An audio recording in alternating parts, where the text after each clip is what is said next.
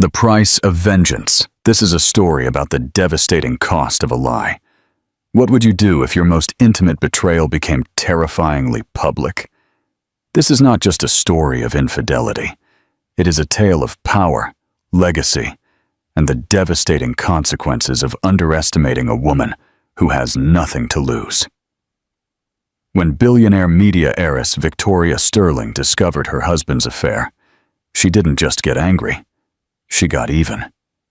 She took the brazen selfie of the mistress, taken in the sanctity of her own bedroom, and turned it into a weapon. This is the story of how a single photograph became a declaration of war, splashed on the front page of a newspaper she owned, shattering a family and exposing a world of secrets far darker than a simple romance. Subscribe if you believe the truth always comes to light. The Sterling penthouse on Fifth Avenue wasn't just a home. It was a museum of a dynasty.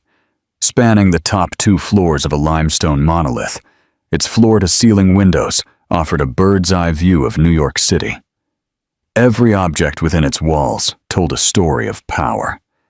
The imposing Jean-Michel Basquiat in the lobby, the soft glow of Baccarat crystal, the silent weight of antique rugs that muffled a century of secrets.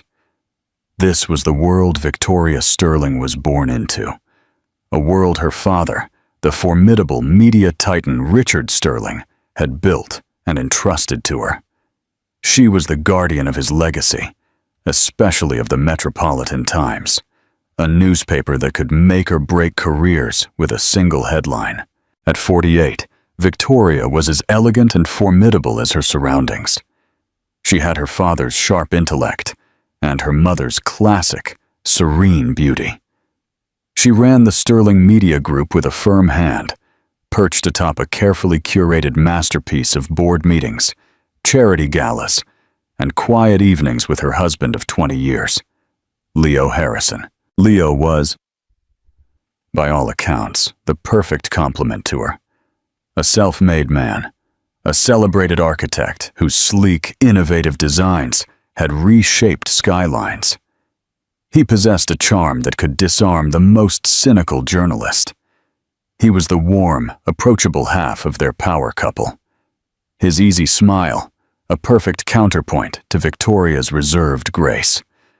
Theirs was a marriage admired, envied, and believed to be unbreakable. The first crack in this perfect facade appeared not with a bang, but with a buzz. It was a Tuesday night. Victoria was in her private study, a room paneled in dark cherry wood, reviewing the final proofs of the Metropolitan Times' weekend edition. The city lights twinkled below, a scattered carpet of diamonds. Her phone, face down on the polished mahogany desk, vibrated softly. An Instagram notification. She rarely checked it, as her social media presence was a carefully managed corporate affair. This, however, was a direct message from a name she vaguely recognized. A younger socialite. Someone on the periphery of her circle. The message was brief, almost apologetic. Victoria, I'm so sorry to be the one to send you this. I just thought you should know. Below the text was a screenshot. For a moment, Victoria's mind couldn't process what she was seeing. The image was grainy, clearly taken with a phone in low light. But the setting was as familiar to her as her own reflection. It was her bedroom. The custom-made headboard, crafted from reclaimed wood from a French vineyard. It was unmistakable. So was the faint outline of the Calder mobile that hung near the window, a gift from Leo on their 15th anniversary. But it was the subject of the photo that made the air leave her lungs. A young woman, someone Victoria had never seen before, was propped against her pillows. She was beautiful in a sharp, modern way, with jet black hair and a defiant pout. She wore nothing but Leo's favorite cashmere V-neck sweater, the gray one Victoria had bought him in Scotland. The woman was holding a phone, taking a mirror selfie. Her eyes in the reflection gleamed with a triumphant glow. The caption on the original post, visible at the bottom of the screenshot, was 4 simple words. Where I belong. The name of the account was Chloe Vance. The world tilted. The cherry panels of the walls seemed to close in. The air grew thick and heavy. Every breath was a struggle. Victoria's first instinct was a wave of pure, visceral pain. The betrayal was absolute. This wasn't just an affair in some anonymous hotel room. This was a desecration, an invasion. This woman, this stranger, had been in her bed, in her home, touching her things, breathing her air. And Leo? Leo had allowed it. He had brought this into their sanctuary. The pain was quickly followed by a cold, clarifying anger. It was an inherited trait, the sterling fury.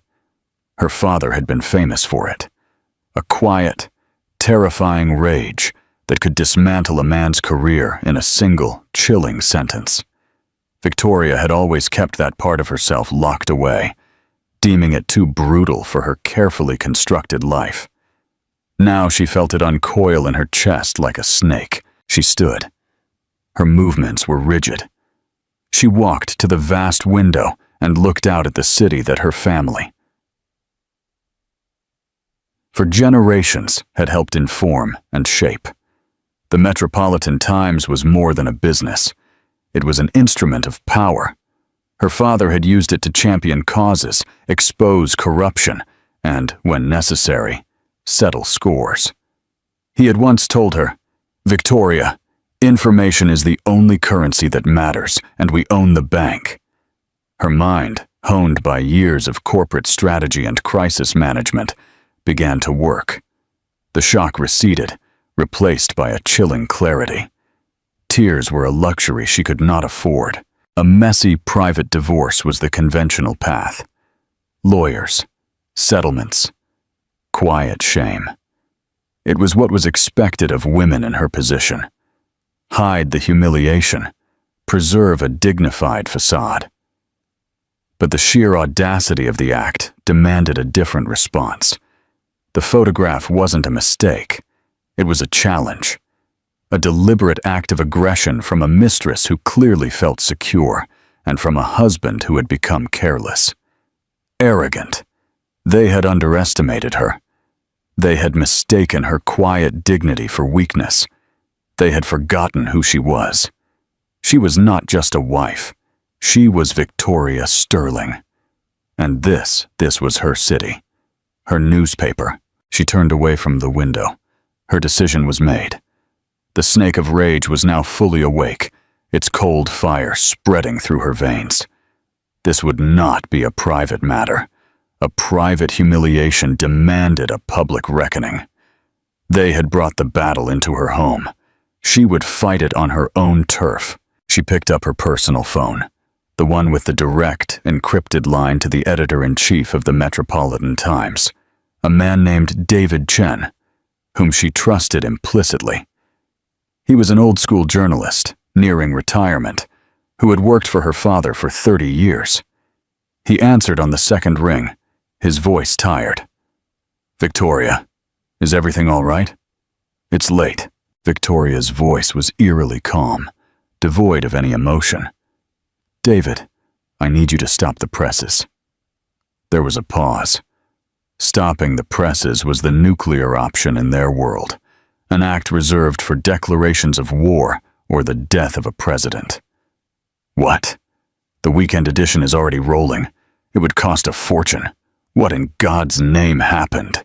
Victoria went back to her desk and forwarded the screenshot to her encrypted email. "I'm sending you a file now. I have your new front page." "Your new..." "Victoria, what are you talking about?" The headline. "David," she said, her voice dropping to an icy whisper. "I want it to read, 'Bedroom Story. Leo Harrison's mistress feels right at home.'" There was a deep silence on the other end of the line. David Chen was likely looking at the image on his screen, the one that showed his boss's intimate bedroom, a woman he respected and admired, defiled by a stranger. He was a journalist, but he was also a friend. "Victoria, my God," he stammered. "You can't. Think about what you're doing. Think about your family. Think about Leo's reputation. Your reputation." "I am thinking about it," she replied, the coldness in her voice absolute. "I'm thinking about the fact that my husband's reputation seems to be a matter of public record. So let's make it official. This is madness," he exhaled. "It's professional suicide. It's personal.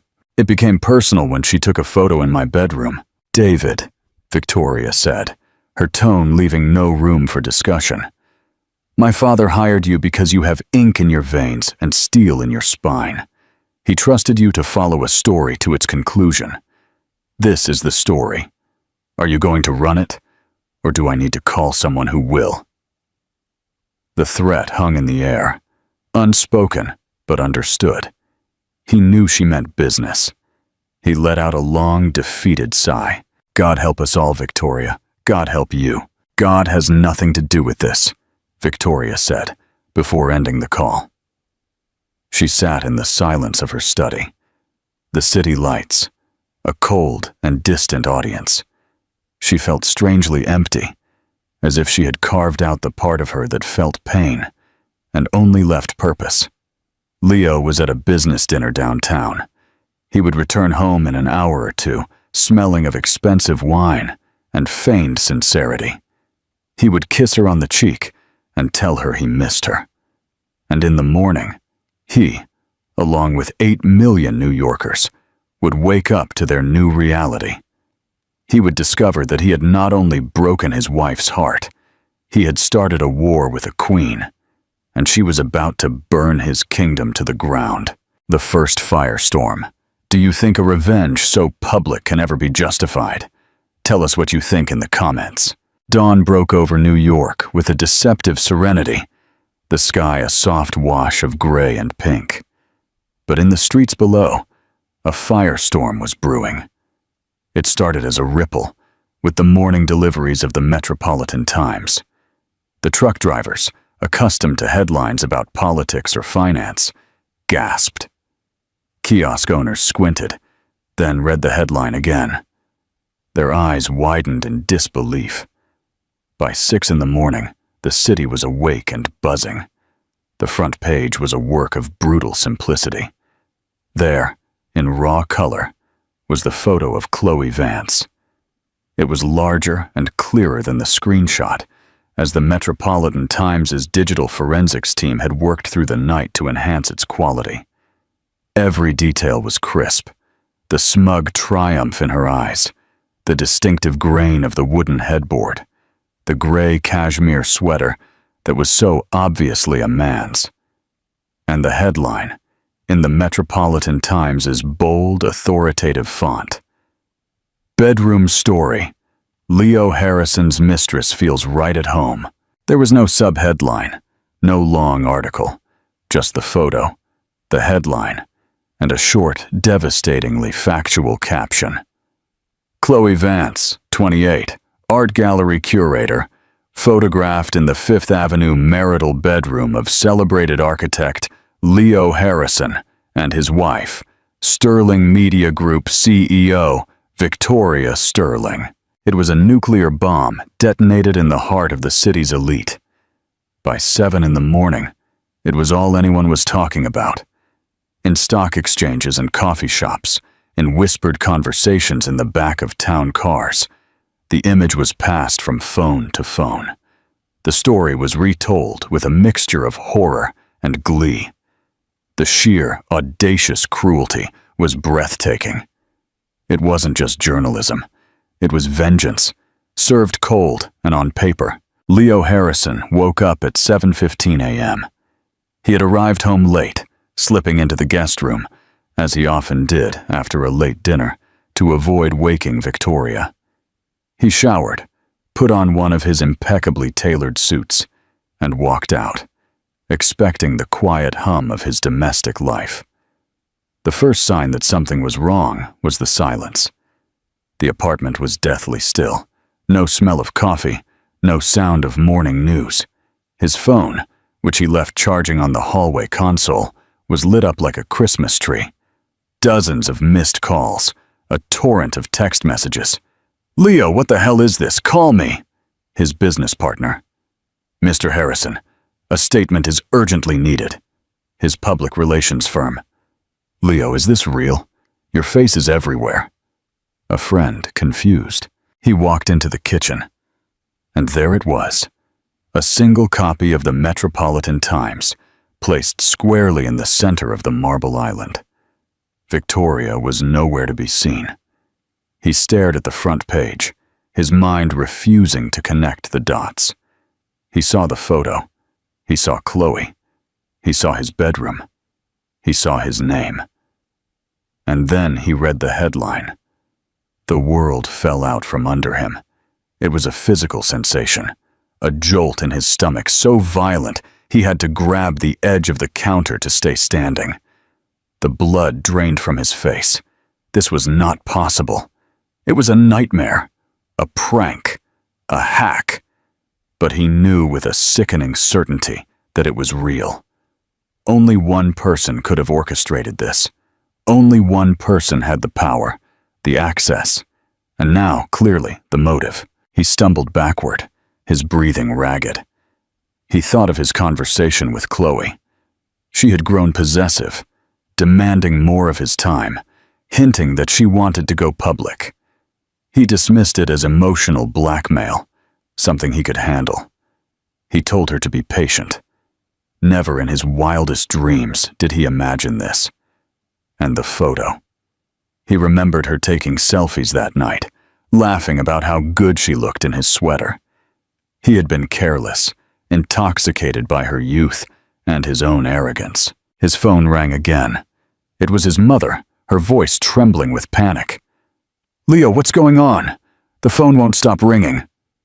He couldn't answer. He hung up and finally went in search of Victoria. He found her in the formal living room, the one with the Basquiat and the view of Central Park.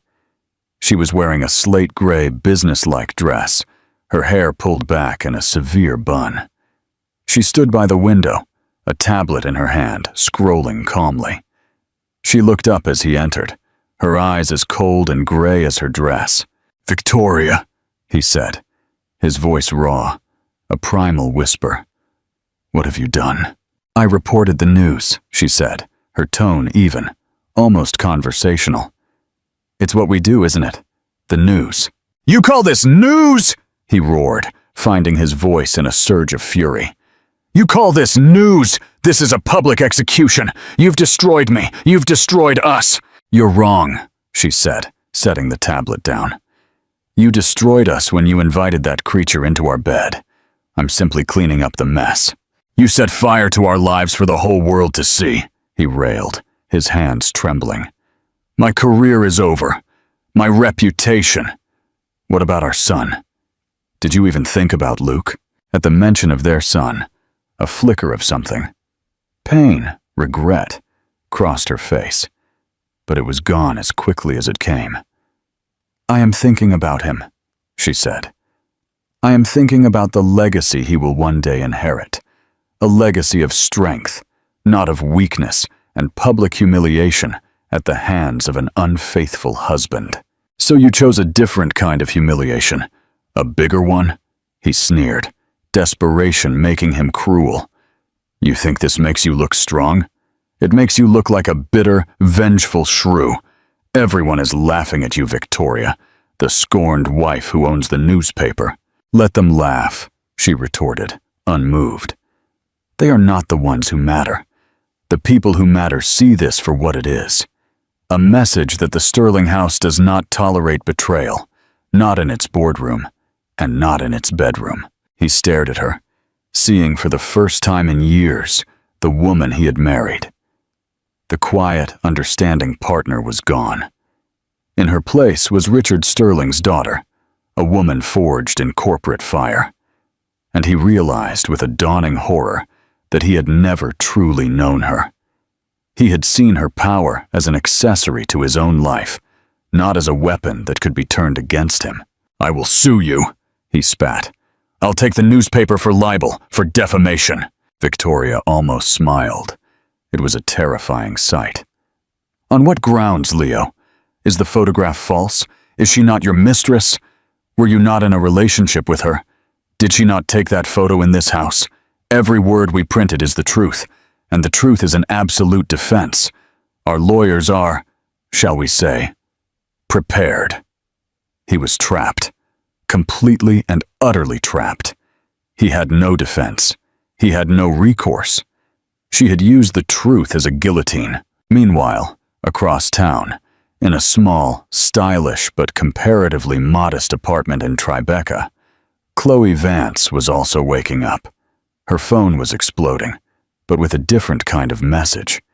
Notifications from news sites, friend requests from thousands of strangers, vicious comments on her Instagram, which had somehow gone public. And then, a friend sent her a photo of the Metropolitan Times' front page. Her first reaction was a surge of pure, unadulterated triumph. She had done it. She had forced his hand. The world now knew she existed. She was no longer a secret. This was the first step, the public scandal, the inevitable divorce. And then Leo, free and unburdened, would come to her. She had won. But as she scrolled through the comments, a cold knot of dread began to form in her stomach. Homewrecker. Vile trash. Hope you enjoyed your 15 minutes. Stupid. The virulence was astonishing. She saw her own face, her smug expression everywhere, a symbol of brazen infidelity. She had wanted to be seen, but not like this. She had wanted to be the woman who won the powerful man, not the cheap whore who got caught in his bed. She had intended to control the narrative, maybe with a story leaked to a sympathetic gossip columnist. She had never anticipated this. This wasn't a controlled leak. This was a full-on carpet bombing. Victoria Sterling hadn't just exposed the affair. She had branded it. The final, most painful blow of the morning came from the other side of the country, at the University of California. Luke Harrison, a 22-year-old economics student, was walking to class when his friends showed him the headline on their phone. He saw his father's name. He saw the word mistress, and he saw a photo taken in his mother's bedroom. The world spun. The shame was instant and overwhelming. This was not some anonymous celebrity scandal. This was his family, his home. His mother, the most private and dignified person he knew, had done this. He fled to his dorm room, his heart pounding, and called her. "Mom," he said, his voice choked with a mixture of anger and anguish. "What did you do? Why would you do this?" Victoria, still in the living room with Leo, answered the call. Her steel composure finally cracked. Hearing her son's pain was the one thing that could pierce her armor. "Luke," she started, her voice softer. Everyone is seeing this. My friends are seeing this. They feel sorry for me. You put our family, our private pain, on the front page of a newspaper. He did this, Luke, she said, her voice hardening again as she looked at Leo. And you turned it into a circus, he yelled. Couldn't you have just divorced him? Why did you have to blow up our entire world? Before she could answer, he hung up. Victoria stood in silence, the sound of her son's accusation ringing in her ears. She looked at Leo, who was watching her with a kind of broken, bitter satisfaction. For the first time that morning, she felt the cost of her victory. She had won the battle, but the collateral damage was immense, and she was beginning to suspect that the war was far from over. This single act of vengeance had set in motion a chain of events she could no longer control. The true war. Do you think money can buy happiness? Share your opinion in the comments below. The days following the publication were a slow-motion car crash. The story had a life of its own now, a ravenous entity that fed on speculation and schadenfreude. Rival newspapers and gossip sites dug deeper, unearthing every detail they could on the curator and the architect. Chloe Vance's past was dissected, her social media mined for any clue to her relationship with Leo. Leo, for his part, became a pariah. He was forced to take an indefinite leave of absence from his own firm, Harrison and Associates. The board, facing pressure from clients who didn't want their multi-million-dollar projects associated with such a sordid scandal, had all but pushed him out. He was radioactive. Leo retreated to a friend's empty downtown apartment, a ghost in his own life. The calls he made were to lawyers, discussing the grim mechanics of a divorce that was now a certainty. Every conversation was a reminder of what he had lost: his wife, his son's respect, his career, and, as he was quickly discovering, his financial independence. Victoria, in contrast, presented a facade of unbreakable strength. She went to her office at the Sterling Media Group every day. She attended every meeting and made every decision with her usual incisive intelligence. Her staff watched her with a mixture of awe and fear. They had always respected her, but now she seemed almost mythical, a figure out of corporate folklore. The woman who had put her own unfaithful husband on the front page. No one dared to cross her, but beneath the surface, Victoria was navigating a private hell. Her son, Luke, refused to speak to either her or Leo. Her nights were sleepless, the silence of the vast penthouse a constant reminder of her fractured family. The victory felt hollow, the vengeance a bitter ash in her mouth. The first major twist, the one that changed the entire game, came from an unlikely source: Mark O'Connell, the longtime general counsel for the Sterling family. He was a quiet, meticulous man in his 60s, more of a confidant than a simple lawyer. He had been a friend of Victoria's father and had watched her grow up. He requested an urgent, off-the-record meeting a week after the headline. He met her not at the office, but in the quiet, echoing grandeur of the Metropolitan Museum of Art. "Victoria," he began, his face grim, as they stood before a Rembrandt portrait. "The scandal has created unforeseen ripples. Your decision, while bold, has drawn a lot of attention to Leo's financial affairs." "And what about them?" Victoria asked, her attention still on the painting. "Standard procedure in a high-profile divorce is a full disclosure of assets," Mark said. "I've started the preliminary work, and I've found something troubling. Very troubling. Leo co-founded his firm with a substantial initial investment. We all thought it was from his early successes. It wasn't. The seed money, nearly $10 million, came from an offshore entity registered in the Cayman Islands, Orion Holdings." Victoria frowned. "I don't know it." "Neither did I," Mark said gravely. "Because it's a shell company, and the money wasn't his. He was heavily leveraged, and worse. For the past 5 years, he's been using his shares in Harrison and Associates, shares that are community property, by the way, as collateral on a series of increasingly desperate loans from the same entity." Victoria's blood ran cold. Loans for what? That's the mystery. His firm is successful. There's no business reason for it. This is a personal debt, and he has defaulted on the most recent payment. Mark paused, letting the weight of his next words sink in. Whoever Orion Holdings is, they don't just own a piece of his firm. With this default, they effectively own him. And by extension, they have a claim on half of your marital assets tied to his company. The affair, the betrayal. They suddenly seemed like a child's squabble in comparison to this. This was about the Sterling legacy. This was a threat to the empire her father had built. "Find out who is behind Orion Holdings," Victoria ordered, her voice low and dangerous. "Use every resource we have. The Metropolitan Times' investigative team, private investigators, whatever it takes." As Victoria's team began to delve into the murky world of offshore finance, another player made a move. Chloe Vance, now unemployed and infamous, realized her victimization could be an asset.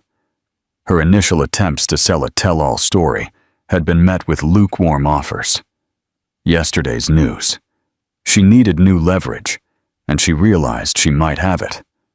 During her time with Leo, he had often been careless, taking calls and leaving documents on his desk in the apartment he kept for their trysts. He had been stressed, worried, speaking in low tones about meeting his obligations and the pressure from Orion. At the time, she had paid it little mind. Now, those fragments of conversation seemed vital. She also remembered seeing a name on some of his correspondence: Alistair Fox. Alistair Fox. The name was a jolt to Victoria when her investigators brought it up a few days later. Fox was a ruthless British private equity magnate, a corporate raider known for hostile takeovers.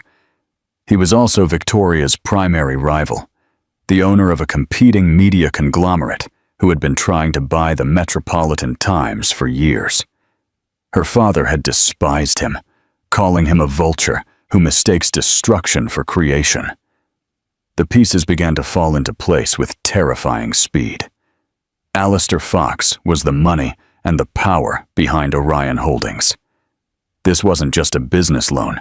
It was a long, patient, and absolutely diabolical plan. Fox had seeded Leo's company from the very beginning, making him dependent. He had waited for the perfect moment of vulnerability to call in the debt. He wasn't just trying to bankrupt Leo. He was trying to get leverage over Victoria.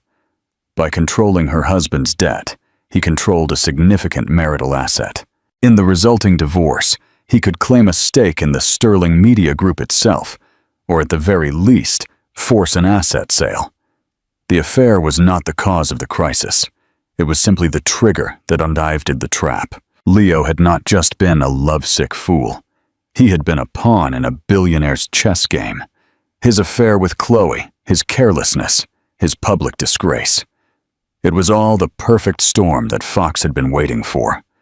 Victoria felt a surge of rage so profound it almost blinded her. She had been manipulated. Everyone had. Leo, for all his sins, was a fly caught in a web he couldn't comprehend. Chloe was a pawn, and she, Victoria, was the ultimate prize. Fox's plan was brilliant in its cruelty. He had used her own marriage as a weapon against her. She needed to talk to the one person who might have seen the gears of this machine up close. She needed to talk to Chloe Vance. The meeting was arranged through back channels in the empty, echoing space of a closed restaurant in the Tribeca neighborhood that Victoria owned. It was neutral, private ground. Chloe arrived looking nervous but defiant. The past few weeks had stripped her of her smug confidence, replacing it with a hard-edged caution. Victoria wasted no time with pleasantries. She sat in a booth, a solitary glass of water in front of her. "You thought you were playing Leo?" Victoria began, her voice calm. "You were wrong. You were both being played." "By you, you mean?" Chloe sneered. "Your actions were a response to mine," Victoria stated coolly. "You were checkers. Now I'm in a game of chess. And I find you are, a pawn on my side of the board. I need to know everything Leo said about Alistair Fox and Orion Holdings." Chloe's eyes widened slightly at the mention of the name. She had leverage, after all. "What's in it for me?" she asked, her voice regaining some of its old confidence. "My reputation is destroyed. I can't get a job. You owe me something." "I owe you nothing," Victoria countered, her gaze unwavering. "You had a transactional relationship with my husband. Now you're going to have one with me. You give me the information I need. Every detail, every name, every whisper you overheard. In exchange, I will give you a new life." Chloe hesitated. "What kind of new life?" $250,000 transferred to an account of your choosing, a first-class one-way ticket to any city in the world, and a clean slate. In exchange, You will sign a non-disclosure agreement so ironclad that if you ever utter the names Sterling, Harrison, or Fox again, you will be left with not a cent for the rest of your life, and you will vanish. You came into my world looking for a payoff. This is it. Take the deal or walk away with nothing and face Alistair Fox's displeasure alone. I assure you, my public vengeance is much kinder than his private version." Chloe looked at the woman across the table. She saw no trace of the scorned wife from the tabloids. She saw a commander, a strategist offering a brutal but clean way out of a war she was not equipped to fight. The choice was obvious. For the next hour, Chloe talked. She recounted hushed phone calls, panicked meetings Leo had, and his growing terror of his investor. She confirmed that Leo's relationship with Fox was one of absolute fear. He was a puppet whose strings had just been cut. When Chloe left, with the promise of a new life in Florence and $250,000, Victoria sat alone in the silent restaurant. She now had the complete picture: her husband's infidelity, her own spectacular vengeance, the public scandal. It was all just the first act. The real war was against Alistair Fox, a man who had tried to use her family's private pain for his corporate gain. She had unleashed a media firestorm to punish her husband. Now she would have to harness that same power to save her empire. The front page of the Metropolitan Times had been her weapon of vengeance. Now it would become her shield and her sword. The story hadn't ended. It had just begun. Checkmate in the boardroom. Do you think that in the world of business, the truth is the most powerful weapon? Comment your opinion below. The battle lines were drawn, etched not in sand, but in the cold, hard currency of power and reputation. On one side was Alistair Fox, a predator armed with financial leverage, legions of ruthless lawyers, and a complete lack of scruples. On the other was Victoria Sterling, armed with the unvarnished truth, a media empire, and a cold, calculated fury that had been sharpened to a razor's edge by betrayal. The battleground was no longer the court of public opinion, where gossip reigned. It had moved to the unforgiving arena of corporate warfare. Victoria, guided by the meticulous Mark O'Connell and her top investigative reporter at the Metropolitan Times, a tenacious man named Ben Carter, worked with a chilling efficiency that left her team in awe. Chloe Vance's testimony had provided the human narrative, a vivid tapestry of Leo's growing fear and desperation. The forensic financial analysis team, working in a secure, locked-down section of the Sterling Media Group building, had painstakingly traced the flow of money from Fox's known entities through a labyrinth of shell companies in Panama, the Cayman Islands, and Liechtenstein. The trail always, inevitably, led back to Orion Holdings. They had the evidence, a clear and damning pattern of predatory lending and corporate espionage, designed for one audacious purpose: to seize control of Leo Harrison's assets and, through them, launch a Trojan horse attack on the Sterling Media Group itself. The trap Fox had so brilliantly set was that any conventional move Victoria made would result in his victory. If she discreetly paid off Leo's monumental debt to protect the sanctity of their marital assets, Fox would walk away with an astounding profit, rewarding his malice. If she allowed Leo's company and its associated debts to fall to Fox in the divorce proceedings, Fox would become a significant minority power in her life, a cancerous presence she could never excise, potentially forcing a sale of Sterling Media Group assets to satisfy his claims. He had built what he believed to be a perfect checkmate, but Alistair Fox, like Leo before him, had made a critical and fatal error. He had fundamentally misunderstood his opponent. He saw Victoria as an heiress, a socialite CEO who had inherited her power. He didn't see her as her father's daughter, a born fighter who understood the fundamental Sterling doctrine. The best defense is a devastating and overwhelming offense. She convened her war council in her father's old study, a room she had rarely used, but that felt appropriate for the gravity of their situation. The air smelled of old leather and aged paper. Mark O'Connell, David Chen, and Ben Carter sat around the heavy mahogany table, looking at the mountain of evidence before them. "We have two options," Victoria stated, her voice resonating with a newfound authority. She didn't pace. She stood at the head of the table, commanding the room. "Option 1 is the lawyer's path. We fight Fox in the dark alleyways he loves. We file motions, countersuits.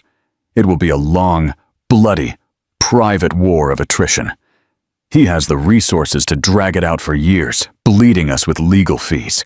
In the process, my family's name, Leo's profound stupidity, and the details of our entire life will be unearthed and dissected in depositions. He wants that war of inches. He would win." She paused, her gaze sweeping over each man, ensuring she had their absolute attention.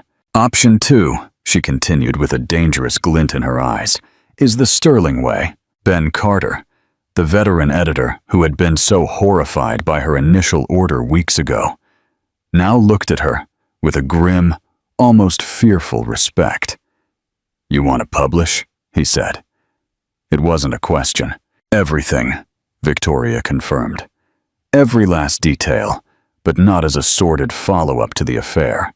We frame it for what it truly is. A major financial investigation. A public service." The headline would read something like, "The Fox's Trap. How British Raider. Alistair Fox uses predatory debt to weaponize private lives."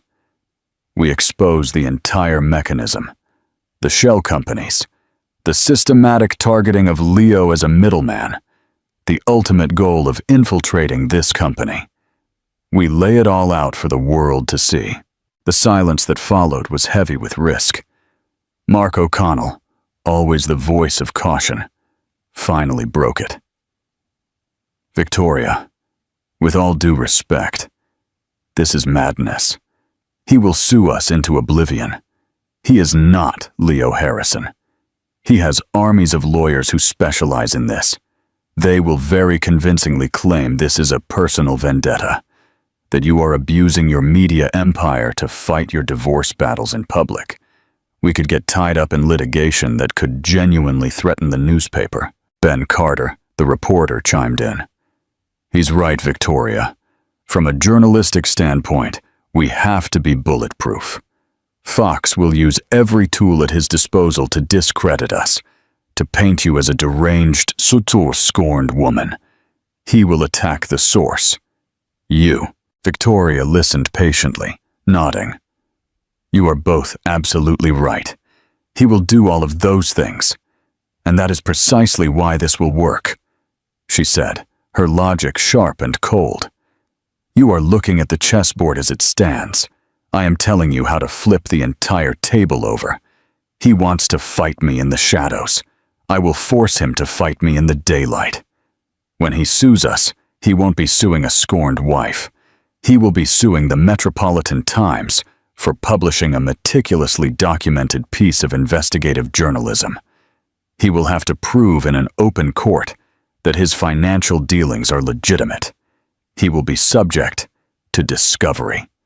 His entire empire, which has been built in the murky depths of offshore secrecy, will be dragged into the light, kicking and screaming. He is a predator that thrives in the dark.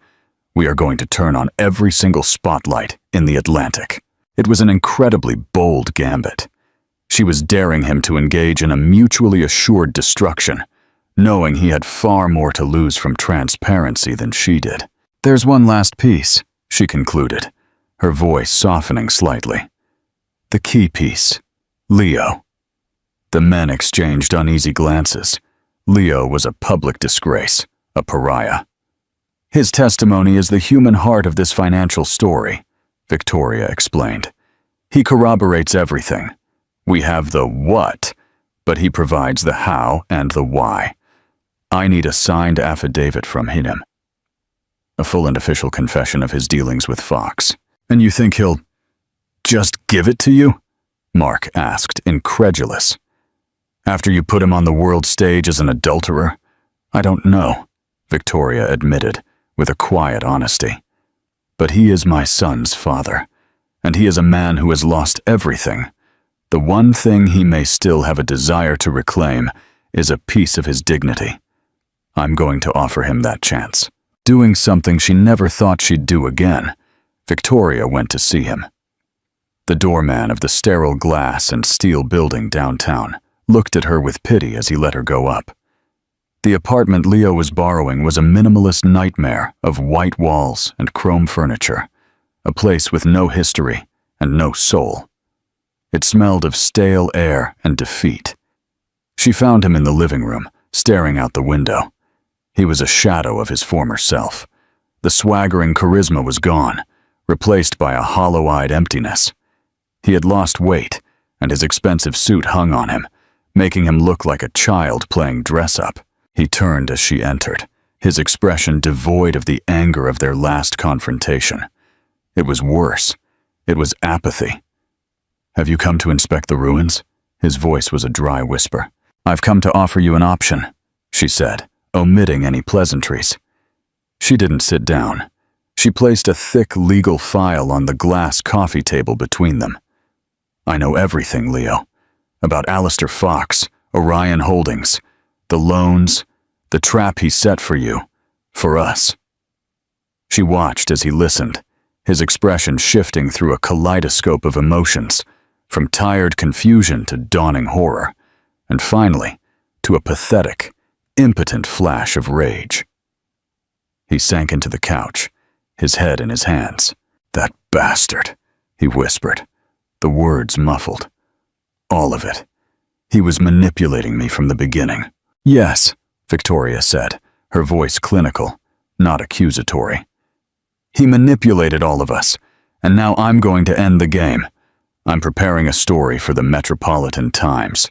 We're going to publish everything. Leo looked up, his eyes wide with disbelief. You're insane. He will destroy you. He's not like me, Victoria. He's a killer. I'm aware, she said. But the story is infinitely stronger with your cooperation. I need your voice. Your testimony will be the nail in his coffin. She slid a single document and a pen across the table. I need you to sign this affidavit, detailing everything, every conversation, every threat, every payment. He stared at the pen as if it were a snake. A bitter, broken laugh escaped his lips. And why in God's name would I do that? To help you? The woman who publicly annihilated me? You took my life and set fire to it. I did, she acknowledged. Her voice softened for the first time. Not with pity, but with a cold, hard truth. I took the life you were living. Now I am offering you a chance to build a new one. At this moment, your legacy, the story that will be told to our grandchildren, is that of a fool and a cheater who was brought down by a cheap affair. She tapped the affidavit. This is your one and only chance to change that narrative. You can be the man who was duped and targeted, but who, in the end, did the right thing. The man who stood up and helped expose a true villain to protect his family. You can be a tragic but brave figure. She pushed the pen closer to him. Or you can be the coward who hid in a borrowed apartment while his wife fought the dragon he invited into their lives. The choice is yours, Leo. You get to define how you will be remembered. This is the last and most important choice you will ever have. He looked from the pen to her face, searching her eyes. He saw no lingering affection, but he saw no malice either. He saw a general giving a soldier a chance to die honorably on the battlefield, instead of by a firing squad. With a trembling hand, he picked up the pen. The legacy of the Millers. Do you believe that forgiveness is possible after such a betrayal? Comment your opinion. 3 days later, the Sunday edition of the Metropolitan Times landed on doorsteps with a perceptible thud. The headline was a masterpiece of declarative journalism. Consuming the top half of the front page, "The Fox's Trap: An investigation into predatory finance, corporate espionage, and the weaponization of private lives." The story that followed was a tour de force, a multi-page, meticulously researched and comprehensive expose, complete with flowcharts mapping Fox's shell companies, damning excerpts from his aggressive loan agreements, and incisive sidebars about his long history as a corporate raider. And at its heart, displayed with devastating clarity, was a scanned copy of Leo Harrison's full and signed affidavit. The effect was instantaneous and seismic. It detonated in newsrooms and boardrooms from New York to London and Hong Kong. The story was picked up globally, not as a piece of society gossip, but as a major financial bombshell. Fox's investors, who had long turned a blind eye to his methods, were terrified. Regulators in both the US and the UK, who had long been suspicious, suddenly had the public mandate and hard evidence to open formal, wide-ranging investigations. Fox, as predicted, came out swinging. His public relations machine went into overdrive. He filed a staggering billion-dollar lawsuit against the Metropolitan Times for defamation. He appeared on a rival news channel, his face a mask of indignation, calling Victoria a deranged and vengeful woman who was abusing her father's newspaper to settle a personal score. It was a fatal miscalculation. Victoria, by publishing Leo's confession alongside the hard data, had brilliantly framed the narrative. She was not just a wife seeking revenge. She was a CEO defending her company against a documented hostile attack. Fox's angry denials made him look guilty. His lawsuit, a desperate attempt to silence the truth. The spotlight she had turned on was too bright. Fox's lawsuit failed at the pre-trial stage, as the discovery process, which he had unwittingly initiated, began to unearth even more of his sordid dealings. His partners and investors, terrified by the legal and financial exposure, began to abandon him in droves. His empire, built on shadows and fear, could not stand up to the harsh glare of public scrutiny. It began to crumble, not in a single collapse, but in a cascade of failures. 6 months later, Alastair Fox was finished. He was forced to resign from his own firm under a cloud of scandal, liquidating personal and corporate assets to cover his spiraling legal fees and settle with furious investors. He was a ruined man, a king deposed. The divorce between Victoria and Leo proceeded with a quiet, somber dignity. There was little left to fight over. Leo, as part of his cooperation, had voluntarily given up his claims on the Sterling Media Group and most of their shared assets. He left New York without a word. A man disgraced, but free with enough capital to start again somewhere anonymous and quiet. Victoria was left alone at the helm of her empire, more powerful and respected than ever. She had faced the ultimate personal betrayal and a catastrophic corporate threat, and she had emerged victorious. But the victory was not without its scars. Her marriage was a memory, her family indelibly fractured. One night, months later, as the first winter snow fell on the city, her son Luke called her. "I read all the articles, Mom." His voice was quiet but firm. "I had a professor in my corporate ethics class use it as a case study. I finally understand what you were doing, and why. I just wanted to say, I'm proud of you." Hot, unexpected tears welled up in Victoria's eyes for the first time since the ordeal began. They weren't tears of sadness or anger, but of a deep, painful relief. The only judgment that had truly mattered had been rendered in her favor. But I have to ask, Luke continued, with a genuine curiosity in his tone. That first front page, the one with Dad and her, was that part of the plan too? Was that the first move against Fox? Victoria looked out at the city lights, a brilliant kingdom she had fought so hard to protect. No, she admitted, her voice a soft, honest whisper. That wasn't strategy. That wasn't for the company.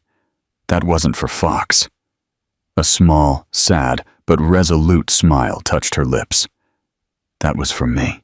She had won the war, saved her legacy, and in the end, reclaimed her son.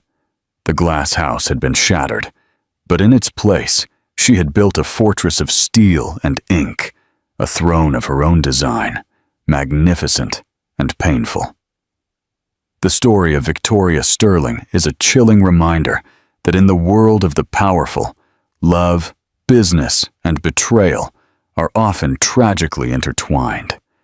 She took a moment of profound personal humiliation and forged it into a weapon, not just for vengeance, but for the very survival of her legacy.